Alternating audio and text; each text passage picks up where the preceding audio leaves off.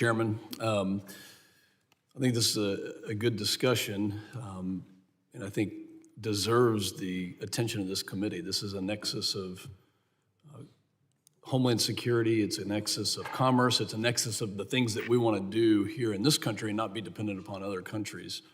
As we talk about dependencies in China and other adversaries, I think it's important that we have this discussion. On October 4, 2006, the legal authority creating the Chemical Facility Anti-Terrorism Standards, CFATS program, first became effective. And CFATS requires certain facilities whose possession of chemicals above certain levels to determine present high levels of security risk to assess those vulnerabilities, to implement security measures, and to minimize terrorism risk posed by those vulnerabilities.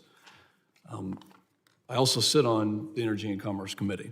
And these facilities that we're talking about in my district and other members on this committee fall under numerous sectors, and they include chemical manufacturing, storage, distribution, energy and utilities, agriculture, food, mining, electronics, plastics, and many other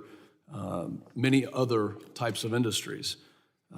As we have just been talking about, on July 27th, the statutory authority for the entire program is scheduled to sunset, and I appreciate my colleague, Ms. Lee, and her leadership to extend the program. I am disappointed that we're not providing a 4-year extension here, and there's a couple of reasons for that. My amendment would reauthorize the CFATS program for 4 years rather than just 2. And I think that is important to consider, that on the Homeland side, on the protection against the vulnerabilities and the anti-terrorism thought that we have and the jurisdiction that we are responsible for, it helps provide, and industry is asking for this, it helps provide some stability. It helps provide the assurance that the government is going to set the conditions and then allow those industries to do what they do best, which is to innovate and to compete against countries like China and other adversaries.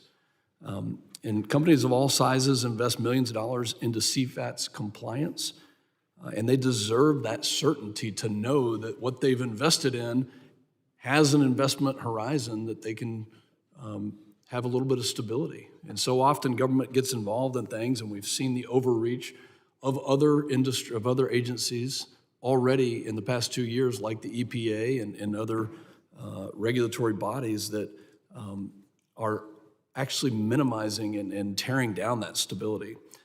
And so I'm disappointed that we are only authorizing for 2 years, but I am relieved that we're taking action at this point in time.